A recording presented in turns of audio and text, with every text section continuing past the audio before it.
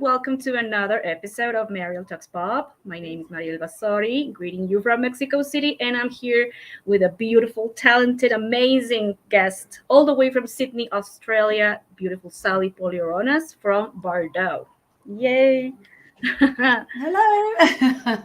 This is so great to have you, Sally. How are you? I'm good. Thank you so much for having me. This is great. Thank you. I'm really well. I'm really good.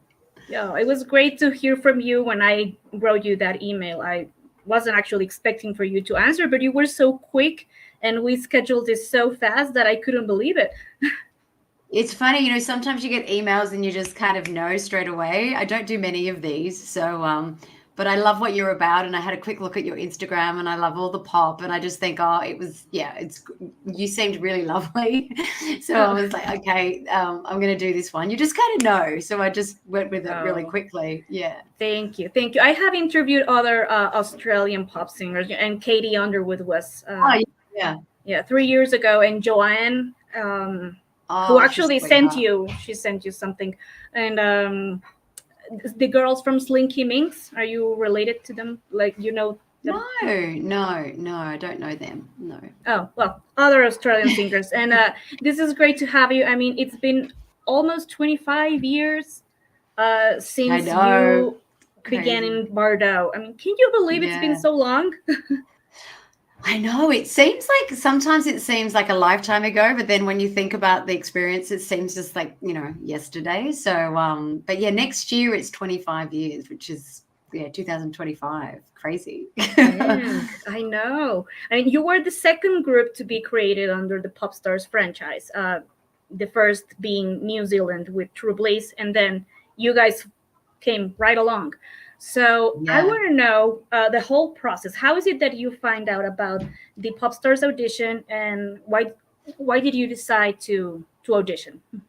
Well, we found out through a magazine back then. There was no social media, so I saw an ad in a magazine called New Idea, and I saw the ad, and it was sort of Australia's answer to the Spice Girls. So they had just the audition date, and basically going up for this audition, they didn't really give a lot of information about whether it was a documentary, and it was just really all about getting into a girl band. So then I had been performing for a long time, from like the age of 11. So I felt like it was the right time for me. So yeah, I went along to the audition, and history happened, I guess, Do you remember what song you auditioned with? Yeah, I do. It was because they gave you, I think there was like 6 songs that you could choose from. So you couldn't go in with your own song. There were like 6 songs. And I had Celine Dion, My Heart Will Go On. Oh, yeah. That's beautiful. A heart song. I know.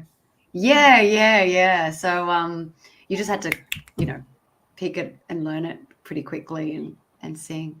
It was only a song at the beginning, and then as you went moving forward, you were asked to do other stuff like dancing and I don't know. Yeah. Well, that didn't come until, so we did the auditions, the singing. It was basically the singing to begin with. So we did the singing audition, and then we went, I think they mixed us, like once they did a first cull, then we went into sort of some other groups and did singing together. But we didn't get into the real dancing until we came to Sydney, actually. Oh. Yeah, they did. They kind of asked us to sort of dance on the spot a little bit, but we didn't do the major dancing until we were shortlisted and we all went to Sydney. Yeah. Oh, wow. And were you nervous as you were moving forward? I mean, I don't know if it was weekly. What happened is they did all of the auditions, and then you'd have to wait for a couple of weeks to see whether you got through or not, because they had to do obviously all the states. So there was a few weeks in between, I think 2 or 3 weeks in between, and then you got chosen that you were obviously going to Sydney. So I can't remember how many. There was like 50 to 100, I think, going to Sydney. So they flew everyone up to Sydney, and then every day it was an audition, and then that day someone would get culled. Like people would get culled. Mm-hmm. So it was nerve-wracking, but that's when we did a lot more dancing. They were giving us a lot more, working together as a group, putting us into different groups, I guess, testing out how we all worked together and that type of thing. But I just remember going to the hotel room every night going, okay, got through, next, and then focusing on the next day. So, yeah. Must have been nerve-wracking. It was. For me, it definitely was. I had been through the audition process before because I'd been working since I was 11 as a performer and a dancer, more so a dancer than a singer. So this was sort of new for me, sort of stepping into the singing as well. So the dancing wasn't a problem for me. It was more like, obviously the singing was sort of, dancing comes first, singing was always sort of second. So yeah, it was nerve-wracking, it's difficult going through that process. Yeah. Must be. And then when you got chosen, how did you feel? I mean, you were in a group that were only 5 girls chosen out of a bunch. I know. It was pretty crazy because then they sent 10 home with the contract. So you had to see a lawyer and make sure everything was okay, which, if you've ever looked at that contract, it wasn't okay, but it's okay. It's an experience and you sort of take a step forward. And so we all did that and then made sure we signed it. And then I think there was 2 weeks between them telling us, leaving Sydney and then them telling us. So yeah, it was nerve-wracking, but then when we were chosen, I mean, you can see it on the television, on the show. I'm not sure if you've seen the whole show, but it was a crazy moment when we found out. Yeah. Oh, must be. I mean, I would be like, wow, super excited. Yeah. And then what happens after you got chosen? You all moved together? Yeah. Like so then we arrived in Sydney and we were in a big, like a house, just a little bit out of Sydney. And then we all lived together. And then we did the studio and the gym and all of that, just training, and pretty much recorded the whole album but nobody knew because they hadn't seen the show, so nobody really knew. So we just kept very, low key and just worked really. Yeah. So that was in sort of October. We moved in October, and then we launched in February. I think the first episode was. Yeah. Of 2000. So you guys were together. Yeah. Formed 99. officially in 99. That's why I'm telling you, 25 years ago. Dang. Yeah, you're right. It's October 99 that we moved. I remember October 99 we moved to Sydney. We were all together in Sydney. Yeah. Wow. And how was the relationship with the other girls? I mean, I know you met during the auditions and stuff, but now living together with 4 different women that you have never seen before or that you don't know about. How was it? When you think about putting like people from all walks of life together in a house of like 5 people, it actually wasn't that bad. We all kind of got along quite well. We're all really different, but we're all quite very professional. That's what I loved about Bardot. It was a very professional environment. We all just went in there to do the work. There was no sort of fluffing around, which was great because we got a lot done in that 3 months of recording a whole album in that amount of time with 5 singers doing harmonies and vocals and all of that. So there wasn't really that. I think it was just excitement to begin with when we were all together. So actually, that initial stage was just everyone sort of, thinking to themselves, oh, hopefully we can do this and what's next, because we didn't really, now we've seen the process through so many other reality TV shows, but we really didn't understand what cameras in our face really meant. So it was a process, but we all sort of stuck together, which was good.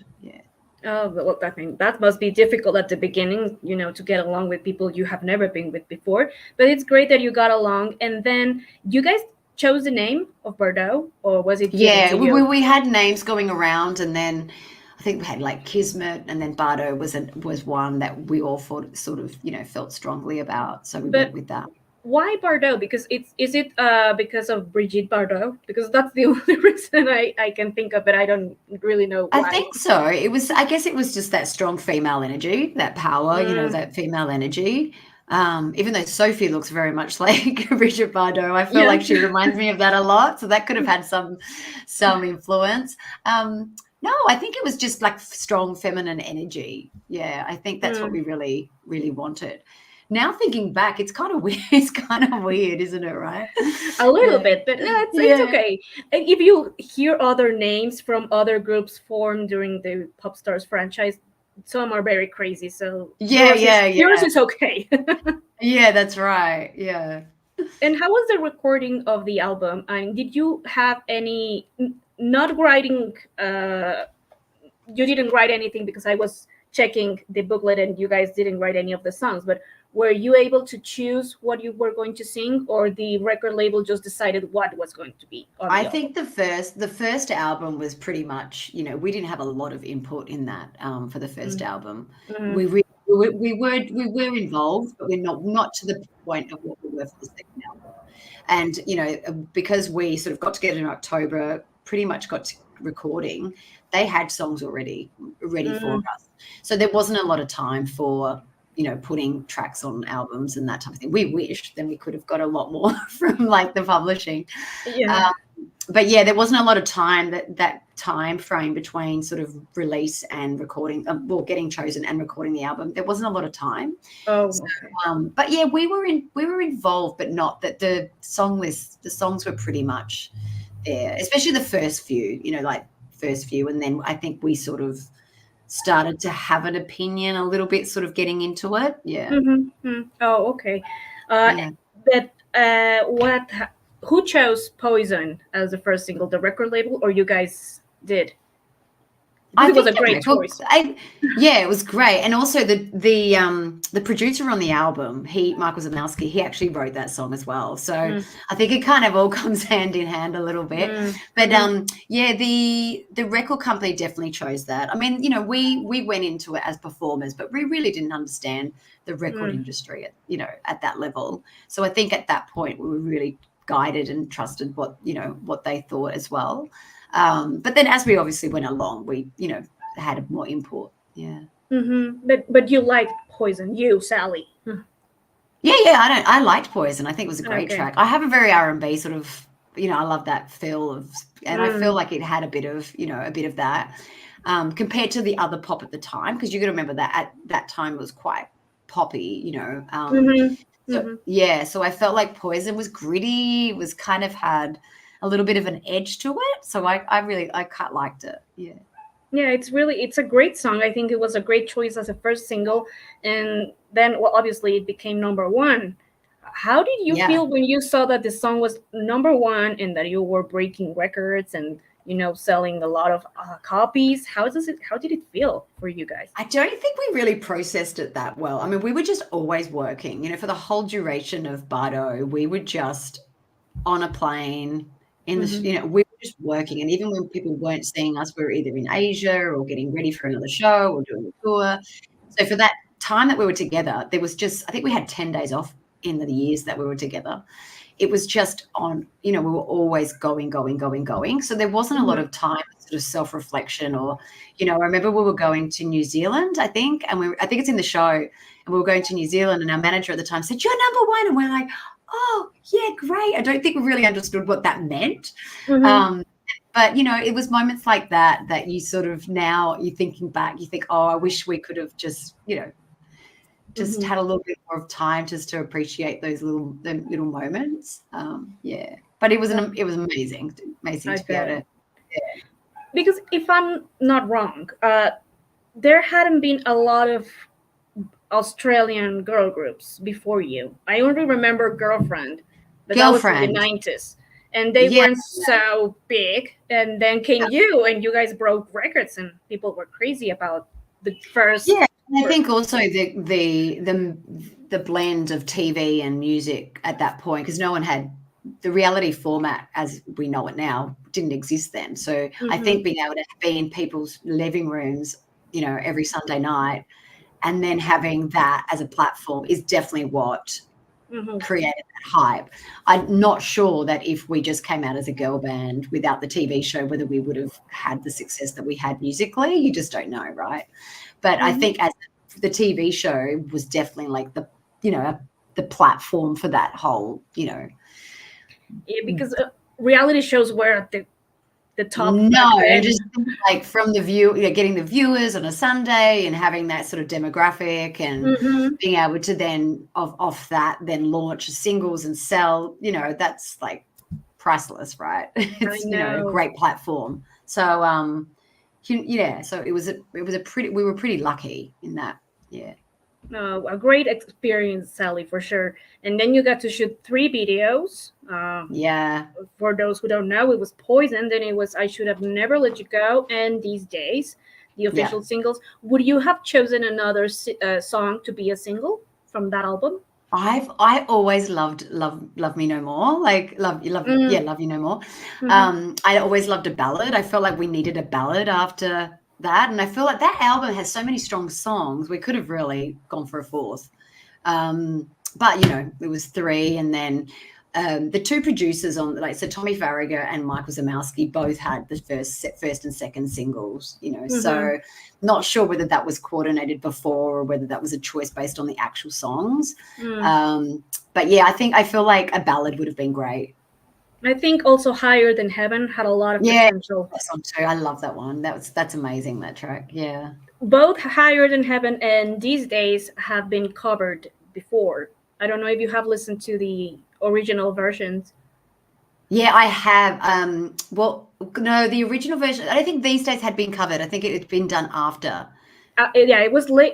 Yes, you are right. Yes, 2002 by Jennifer Page. Yes. And Kelly Bryant did Higher Than Heaven. Higher Than Heaven. I actually heard her original because Alan Glass was a writer on that in the UK. So I know of hers. But yes, These Days was Filth on Alley, and we were waiting for that track from Natalie Imbruglia. She was either we were waiting for her to pass on her. So it was either us or her. So I remember that was an original. So yeah, that hadn't been covered. Hadn't been done then. Yeah, so it's a great song. They're both great songs. They're some of my favorites. And then what I have here, one of questions from our fans, fun experiences during the video shoots. Oh, it's just surreal when you're getting onto that environment. Like, we had the biggest budget for Poison, like the biggest budget ever in Australia for a video. Like, who even gets to experience that? I think it was like 100K or something like that, which is like ridiculous, right? From a budget perspective, because we had the production and the TV together as well. I mean, we paid for it in the end, but I feel like those experiences are just, even musicians today, they just never get to experience that at that level. So we were so blessed and lucky to just experience that. And it was just being able to sort of see everyone perform and seeing the playback, and it was just all such an amazing experience. There's nothing like it, and it's really hard unless you're sort of experiencing it to explain it to others as well. Yeah, it's just so surreal. It's I'm just thankful of those times. They're amazing. Yeah. I mean, the Poison video is really fun. It's really creative. And when you guys are in different rooms, I have always loved that video. The looks on each one of you. I mean, yeah, we all sort of sat down. Yeah, we all sat down and sort of said what we wanted. I said, I just want a zen room, and I just want to dance, because that was a big part of who I was as an artist. It was like, I'm a dancer. That's who I was. And I remember everyone having their rehearsals like the night before, and then I was just not having any rehearsals. I just thought, I'm going to dance, and that's just what I'm going to do, right? And then I remember on the day the stylist giving me these outfits, and it's on the TV shows, and I was like, this is just not me. And it's those moments where you sort of saying no really defines who you are as well.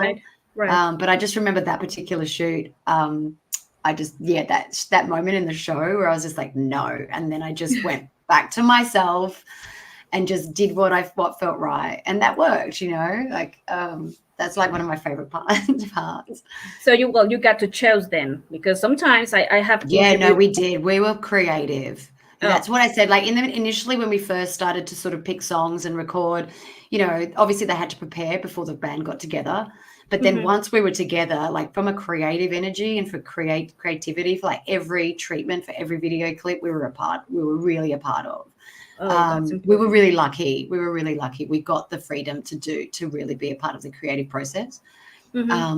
Yeah, so that was, everyone chose their own rooms and what they wanted, and Oh, that's great, because I have interviewed other singers saying, "Oh, they made me cut my hair, they made me do this and wear this that I wasn't comfortable with," and that's great that you got to have those, that opportunity to be yourself.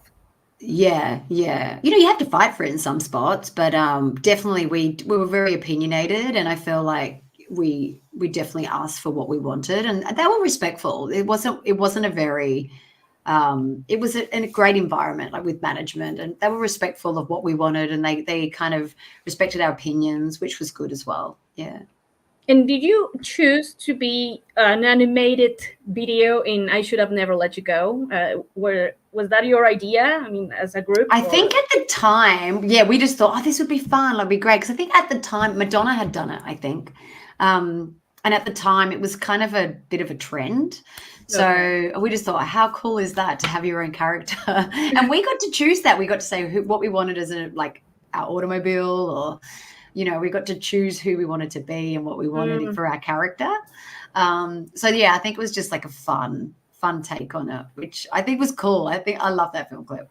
I Should Have Never Let You Go. Yes, I love that song too. And then this video, these days, I'm sorry, was more like, I love how you guys were put together in the beach, and more like a natural environment than a set, right? Yeah, that's what I liked about that too. Yeah, that was a different, it was actually shot in Narrabeen Beach, where one of the big shows in Australia is shot, Home and Away. So we got to do that, and we had a different director on that, Simon Bukalil, who'd done a lot of fashion and ads and that. And you could see it, the slickness in that film clip. It's got a different feel. But that one was so much fun, because we had so many all the extras and doing all of those, and everyone had sort of their city. We did the city shots, like apartment shots, and then we did the beach shots, which was fun. All those film clips were really fun to shoot. Oh, that's great that you have those fond memories. Yeah, of course. I do. I have fond memories of that. Yeah. And how about the tour life? How hard and difficult it is? Because I don't know, I'm not an artist, but how difficult it is to be one day in some place and then to another, and not with your families. How were you guys handling it? Yeah. Look, I think the traveling, it all kind of came with it. It was difficult at times, and I think as we went on, it was, in the beginning, it was just fun and exciting, and it was something different for us. And touring sort of in Australia, we got a lot of us weren't from Sydney, so we got to see, when we went back to Adelaide or Melbourne, we got to see family and that type of thing. But there were long days. They were like, when you're doing a promo run, or you're doing a tour, you have to do your promo in the morning, so you're in morning radio, and then you're doing meet and greets, and then you're doing different types of print media throughout the day, and then you're sort of getting ready for your show. You're doing your show, and then the next day you're either traveling, or have another commitment, or doing it, and then it just goes over and over again. And like I said, sort of, not having that time in between was, I think, over time, it took its toll on us. Like, we were just doing so much, and especially sort of going overseas and doing that. But I do remember a moment being in London, because we released in the UK. And then I do remember we went all the way up to Aberdeen, and we had to drive all the way back through all the cities, like Manchester. And I just remember having a moment on that trip going, oh, okay, I think I'm kind of need family now, Yeah, you were homesick. Yeah, totally. Oh, but well, it was a great experience at the moment, but then obviously you always miss your family. But I bet. What were your parents and your friends and everybody thinking about your career? What was their reaction? I think they were they were just excited for you, because I'd been doing it from a young age, and you kind of get to the point where it's like, okay, what are you going to do with this type thing? And you're earning money, and you're a performer, and you're doing, jobs and that type of thing. But I think this is obviously the ultimate, this is what I wanted to be when I was a kid. I wanted to be a pop star. So my friends and family were really supportive and really happy. And it also gave a lot of my friends sort of like a kick a lot of them moved interstate. A lot of them sort of, stretched themselves as well. And it's sort of even family members just knowing that you can do the things that you say you want to do, so I think it was, for all of us, it was inspiring with the people around us too, that, it's possible, you can do the things you want to do, so I think that's the takeaway from me. Like, it's it was a great experience for them too, not just for me. It'll change it. All of a sudden their daughter, their friend was in Australia's hottest band, so that's cool. Oh, my dad was proud as punch. He was just so proud. As you do. And when Katie left the group, did you feel it was the end? How was your reaction when she decided to go? Oh, there was a lead up towards that sort of, we were sort of wanting, we were right from the beginning, from a management perspective, like we wanted things changed in the contract. We kept talking to management about that. There was always some underlying issues with stuff like that, because we were all clever girls. We understood what we were getting ourselves into, but I think we chose experience over legalities, and financial reward. So, and then sort of before Katie had left, we had already changed management. When we changed management and when we sort of did that change, there were a few that were a bit unsure whether they wanted to sort of keep going. So then we changed management over, and then when Katie sort of said that she wanted to leave, it was just like, well, for me, it was like, I remember the phone call. It was like, you got to do what you want to do. You got to do what your heart sort of tells you to do. And if this is the space you want to be in, well, then you can't stop someone from doing what they want, right? So, so I think at that time, obviously, we were all really upset that, the member's going to be leaving, but you can't stop someone from really doing what they wanted to do. And because we had the changeover of management already, it was the beginning of a new chapter for us anyway. So it was kind of the beginning of that. But and then she went off to do, great things after that as well. So, And did you ever consider having a new member replacing her, or you just said that let's just stay the four of us? No, there was never. I felt like we were Bardot. Like, I don't think that was definite. And I think when you've got five, it's like going down to four is not so bad. There's quite that. Five's a lot. Going down to four is not so bad. I think if you're going like 3, 2, and it's probably a little bit much. But we never contemplated another member. At that point. No. Well, I was always wondering that if they ever consider, bringing back this girl that was first with you and then was replaced with Tiffany, or I can't remember. Oh, Chantal. No, yes. No. She was in the US anyway, and then she had so much controversy about when she exited the band that, we definitely wouldn't have gone there, I don't think. Oh, okay. But, well, you recorded Play It Like That, then your second album, which is my favorite, to be honest, by Bardot. I don't have it. It's really expensive to the shipping here to Mexico. Oh my gosh, we need to get you a copy. I actually only have one myself, so I'm gonna have to try and find you one. Oh, I gave so many away at that time. Like you're giving them to your family and this and that, and then you don't think 25 years down the track that maybe you might need a couple. I do because I love it, and I'm really thankful that now it's on streaming because it wasn't. Yes. And, it's great. And how was the process of Play It Like That? You guys were more in control because I know you wrote some of the songs. Which ones were you part of? So I wrote Uptight with Sophie and Michael Zamowski, and also You Got Me Feeling. So that was the one. Which I really love that track. I feel like I wish someone could redo that one.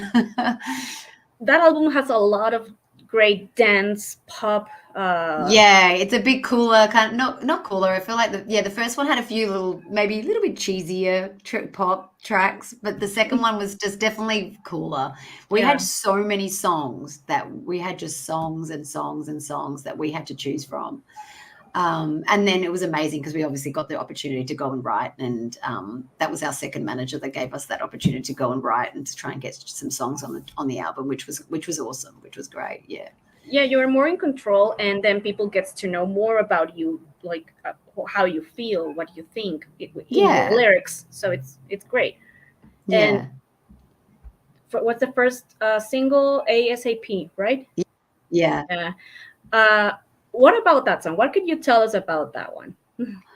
I just loved that recording process in the UK was pretty amazing, because that was Merlin who did that track. But then they have sort of vocal producers. So Merlin do that in Sweden, they do the production, and then they have vocal producers in the UK.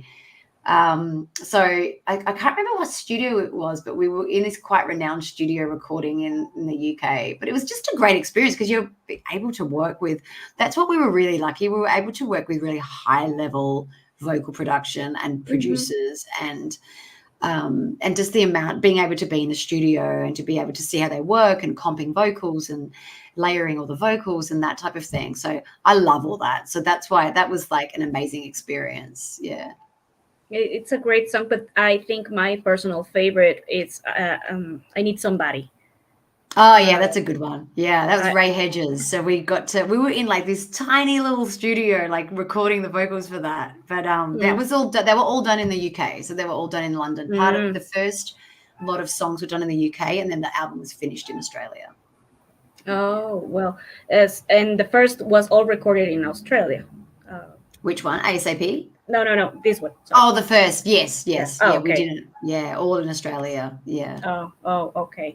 And the final single was "Love Will Find a Way," which is also a beautiful song. Were you expecting to release another a fourth single?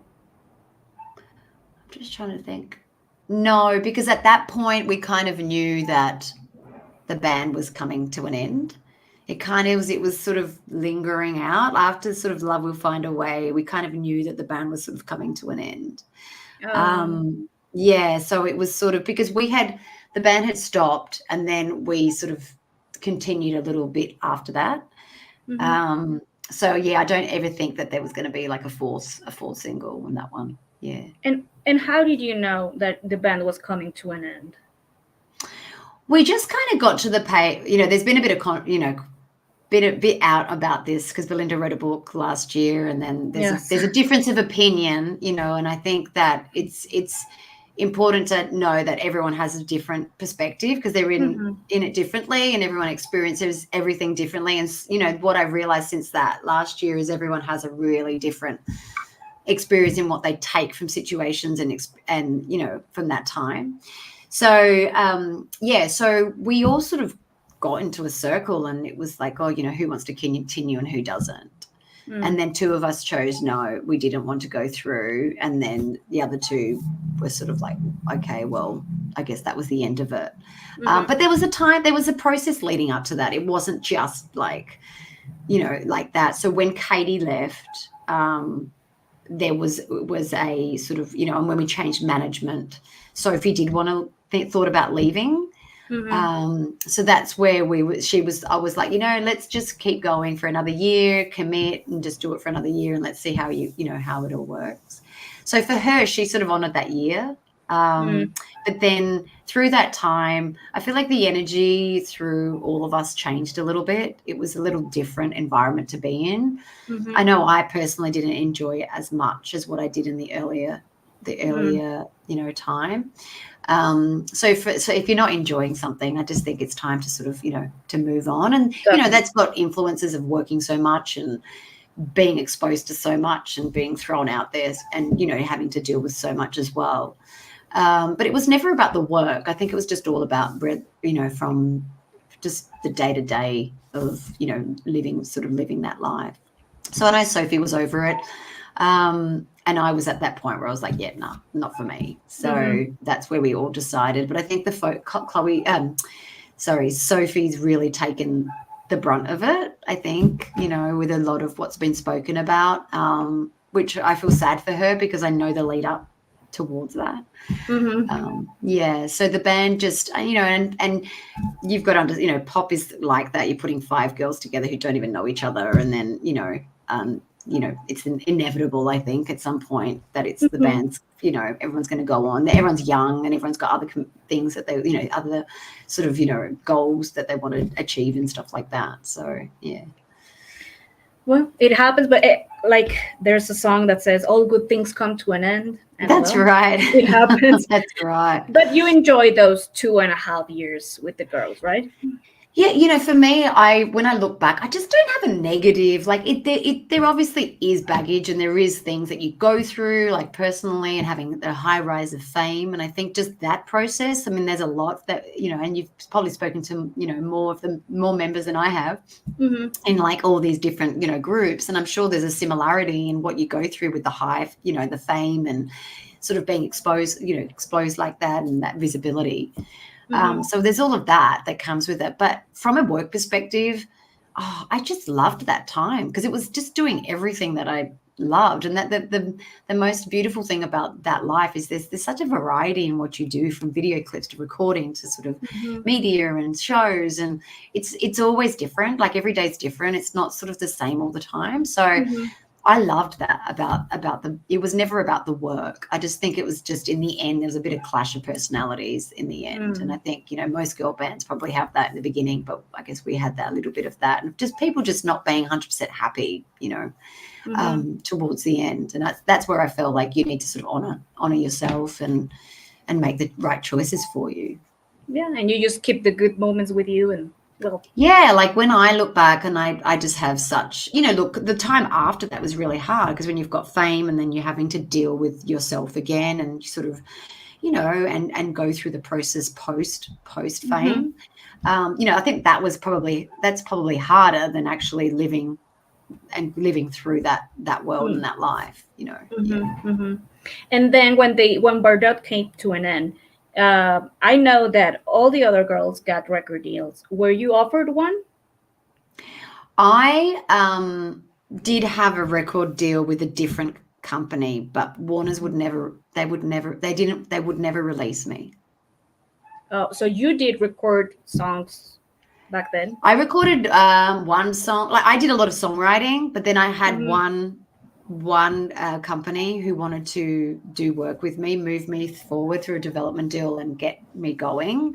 Mm-hmm. But Warner's wouldn't let me go for 2 years after Bardot. Oh, Yeah. that's a shame because I was looking and looking on YouTube because you never know what you may find, and I was looking if you released any song. I couldn't find anything, and No. some other fans were telling me, please ask her if she. No, there's a lot of demos. Like, I wrote and wrote and wrote and wrote just for myself after.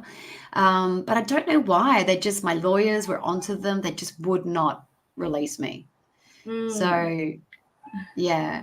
And for such a another shame. 2 years after, when I think then it lapsed. And then, and by then it was like, okay, don't really want to, sort of do anything after that. So, yeah, it was that real Oh, pivotal time.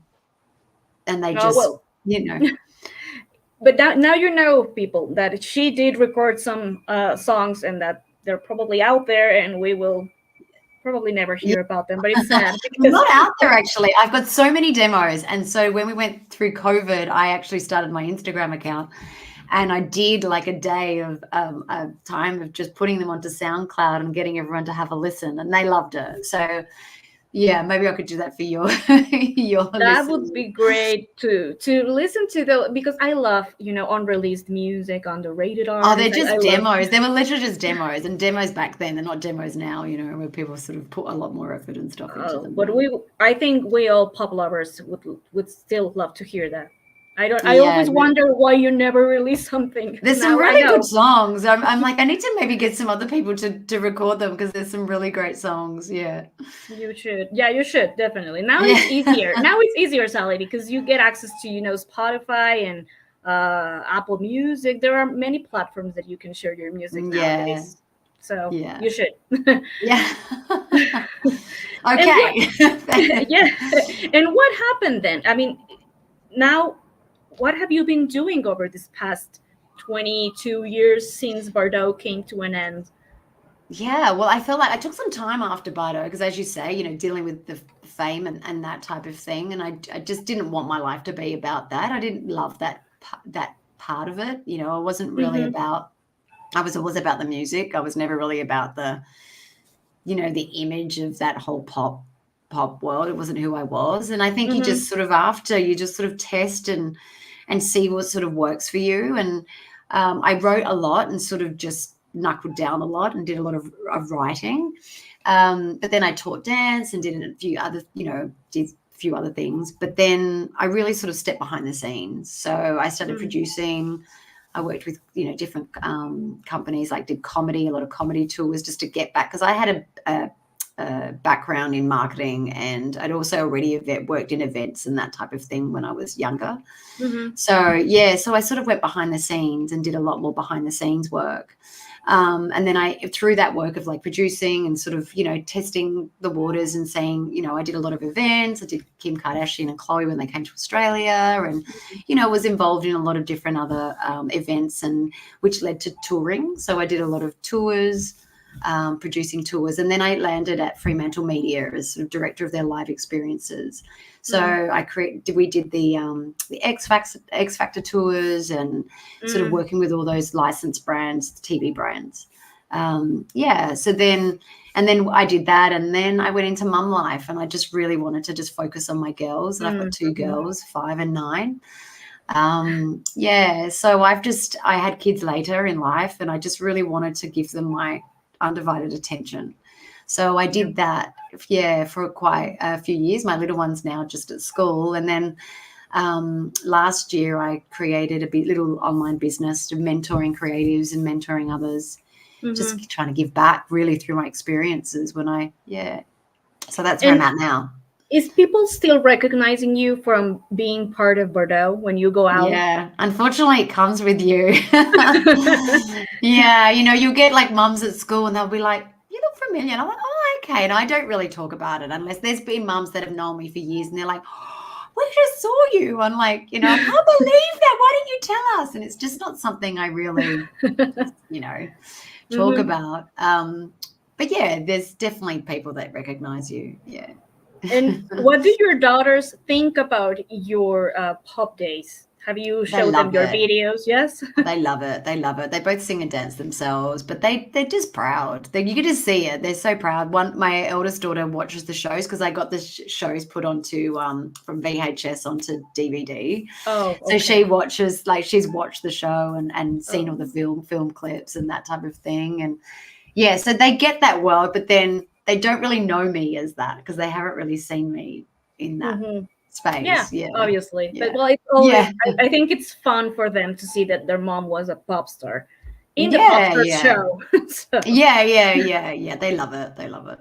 And during those years that before 2020, that there was Katie, Belinda, and Tiffany that got together to celebrate the 20 years of Bardot. During those previous years, were you still in contact with the girls? I've always kept in kind of contact with Soph and then Tiffany. I've always kept in contact. But when we had the 10-year mark, like they all came, Soph was away overseas, but they all came over for dinner. We just kind of got together. I had put a proposal together for them, like to redo the album and do a little TV show, reality TV show.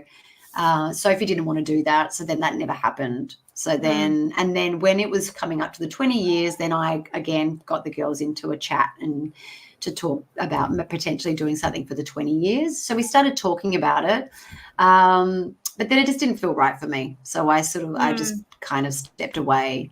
Sophie wasn't interested. It didn't quite feel right for me. And then they went on to do sort of the COVID reunion.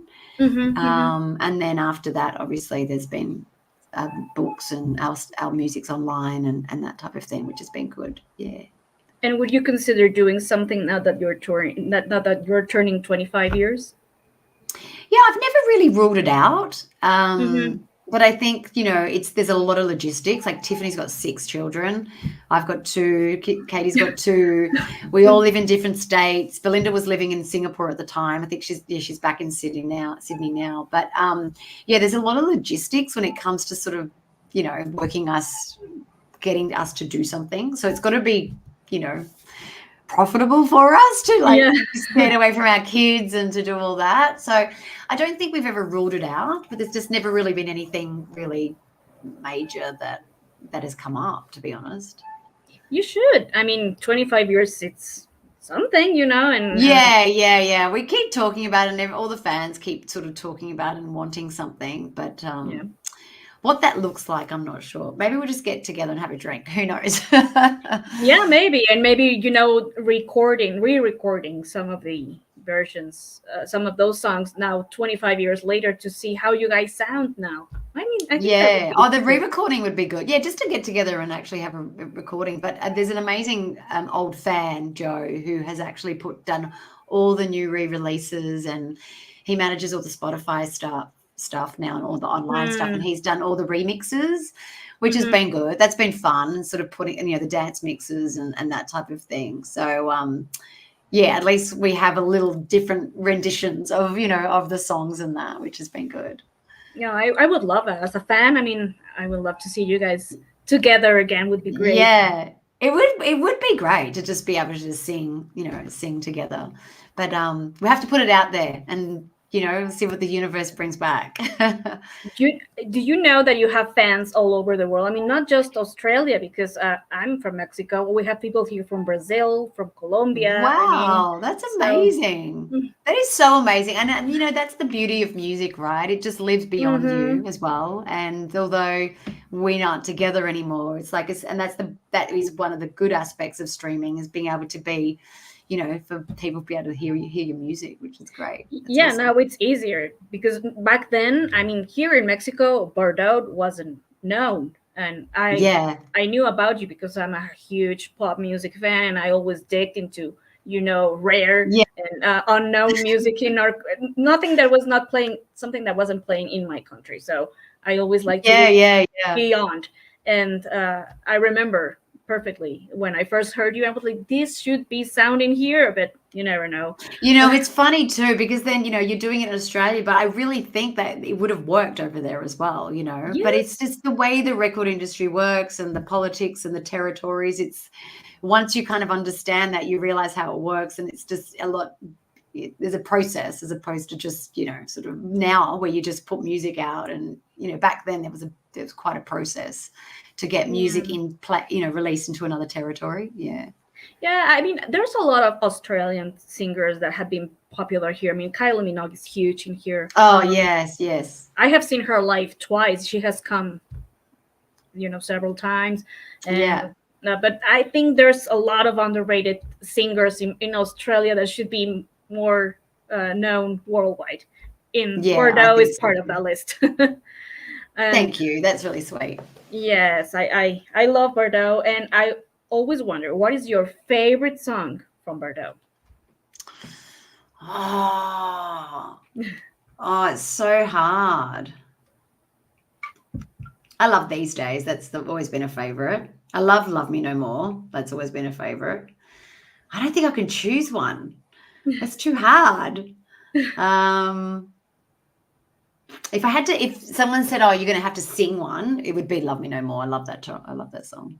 Oh, interesting choice. Yeah, and from the second album.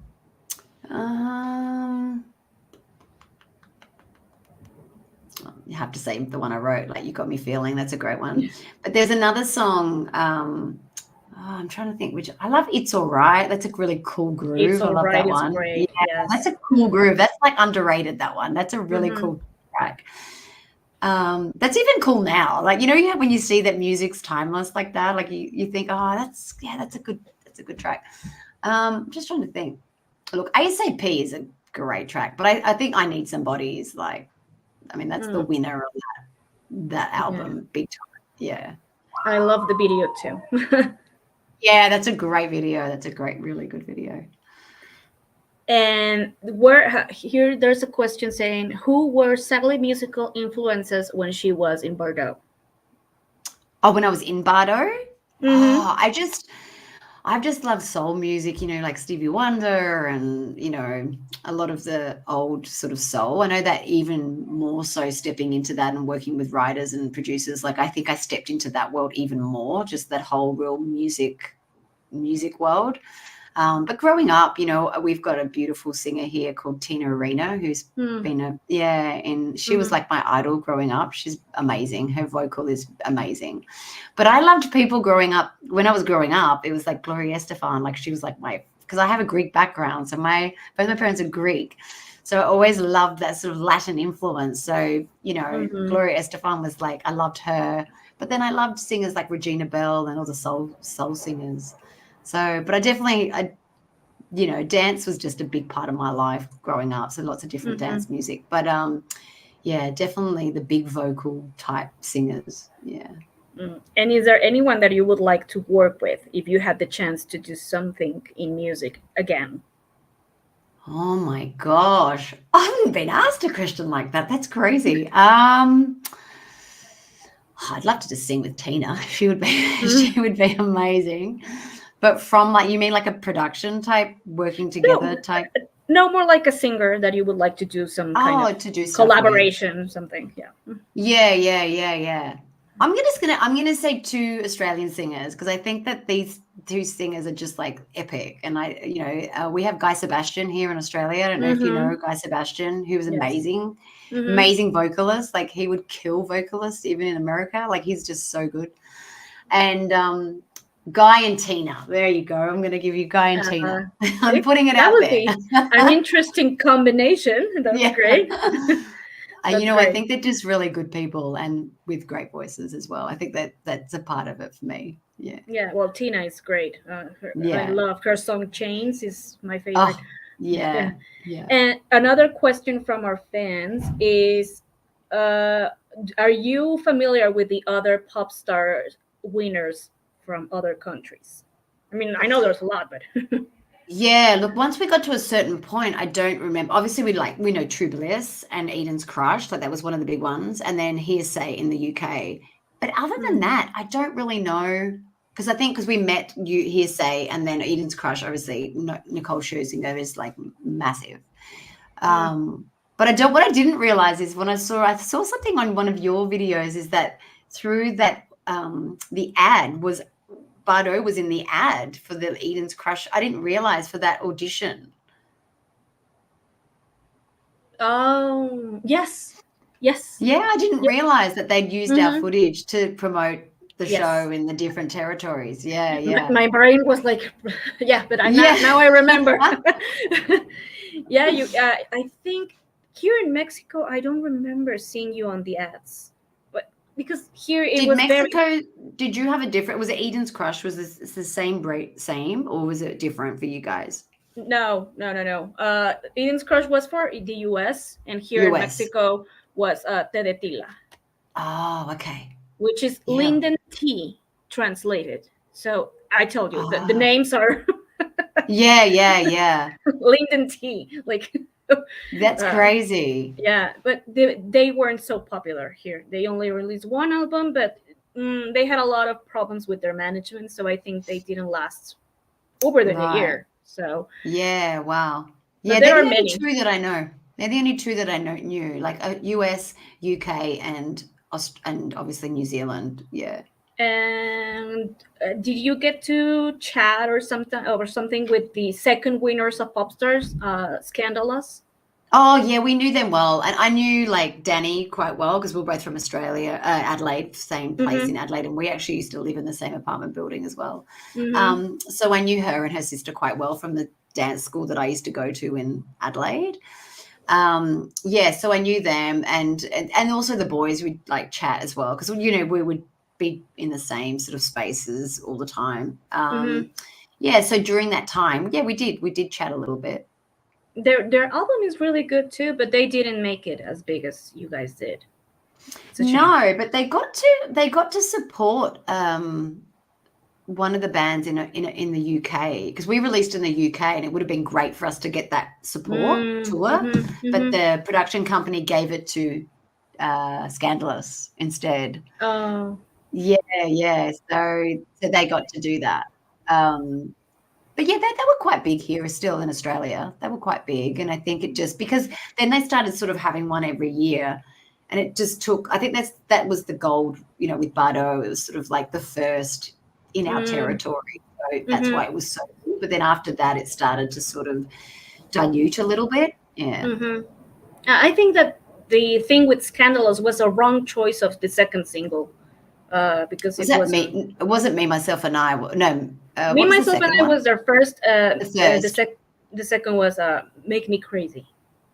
Oh, okay, right, yeah. Yeah, but I think Wow. there are better songs on their album that should have been released instead of that one. But anyway, um, Yeah. they're great. Oh, here I'm reading in Latin America. We had Escarcha, yes, from Colombia, Rouge from Brazil, Bandana from Argentina. So Oh my yeah, God, there are there's. so many. I have a playlist. I will send it to you. With Yeah. in Spotify, I made a playlist with all the winners from the Popstars franchise. They need At to make least, a big show like Popstars yes, World, and then get all of them together, yes. and then pay them so they all make money that they didn't make during the show. During the show, yes. But I will send you that playlist so you can listen to the other Okay. winners Yeah, yeah, from cool. Thank you. That's great. around. And my questions that I always ask to my guests: Who is Yeah. your favorite all time favorite female singer? Oh, Whitney Houston, I think. Whitney Houston. Wait, Yeah. Whitney. And your favorite male singer? Stevie Wonder. Okay. Yeah. Favorite girl band, not Bardot. The Spice Girls has to be the Spice Girls. Okay, Or great. I used to really love All Saints. Do you remember All Saints from Oh the UK? yes, Yeah, yes, I used to them. love the All Saints. Yeah. Yeah, they're great. And your favorite boy band? NSYNC. Oh, It's like, wow. yeah, yeah. Don't know why I thought you were gonna say Human Nature because they're Australian. Oh, I love them. Actually, you know what? I'm thinking American, but then yeah, Human Nature are the best. I love them. We toured with them actually. Oh yeah, I saw that. But the boys are amazing. They're amazing, actually. I should have said them. Thank you for reminding me. You go. Yeah. And your favorite mixed band, boys, girls? The Fugees. Oh, someone here is gonna love that because I have the Fugees have to. They're Lauryn Hill and yeah. yeah, I have a friend here who is a huge fan of them. That he's gonna be thrilled.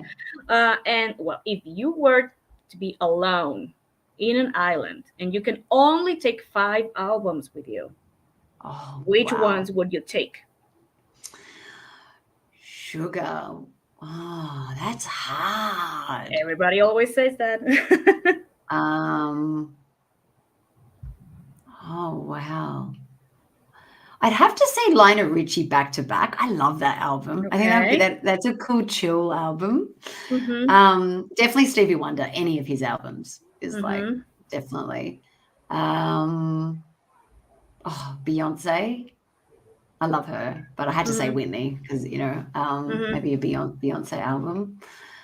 I just need a soul playlist. That's all I need, not 5 albums. But then I do love sort of singer-songwriter as well. Like I love John Mayer and those type of any good music is good music. Doesn't matter what genre, right? Yes. And then I'd have to probably put in a Greek album, just to Greek. Greek album. Are you familiar with Elena Paparizou? Yes. Oh well, I would take that.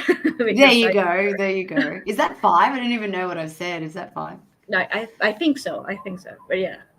I just love music. So many different genres of music. Like I could listen to Whitesnake, and then I could listen to soul, and then Anita Baker, and there's just I don't know. There's just so much joy in just listening to different types of music. It's the good thing about music that you can find so many choices that.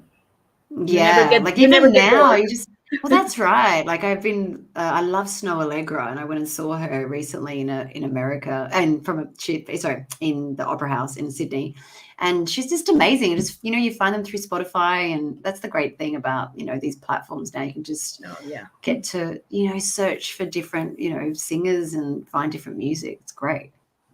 And is there anything that you would like to say to people who are watching us and your still hardcore fans after 25 years? Oh my God, thank you. I have to just say thank you. It's amazing. And I hope we brought some type of, inspiration through our process, through our music to them as well. But I don't know. I just think, anyone who's creative or who's based on the work that I do now of mentoring others. It's just, if anyone who has a vision, who has a dream, who has a goal, who is creative, and just to believe themselves and just to consistently show up for themselves. And I think that's like it doesn't matter whether it's 20 years ago or 10 years ago or now. I think that the difference is just showing up for yourself every day. So yeah, that's pretty much it. And just believe in yourself and do it, Yeah. Thank you. Yeah. Thank you, Sally. Yeah. And thank you, everybody, for watching here tonight. It's great to have you here. It's a pleasure, Sally, to have you here on my show. You don't know how much this means to me. Oh, that's so sweet. Thank you. Thanks for taking the time, and also thanks for just revisiting a time from like 25 years ago. It's amazing that people are still listening to the music. We'll still. Yeah, it's really amazing. I love it. It's great. Yes, thank you, Sally. And how can people contact you? Your social media? I mean, I will share it here, but yeah, I have a website, sallypolihronas.com, and also my handles at Sally Polihronas for Instagram and Facebook. Well, there you go, people. Thank you so much for being here, everybody. We will be seeing you next time. And thank you, Sally, for being here with me. It's been a pleasure. And big hug to you all the way from Mexico. Oh, thank you. If you're ever in Australia, you have to let me know, okay? I will. It's not really close, but I will. Yeah. And I'm going to try and find a second album for you. Oh, that would be great. Thank you. Well, no worries. Good night, everybody, and good day to you, because I know it's Wednesday already for you. Yeah. Thanks for listening. Thank you, everybody.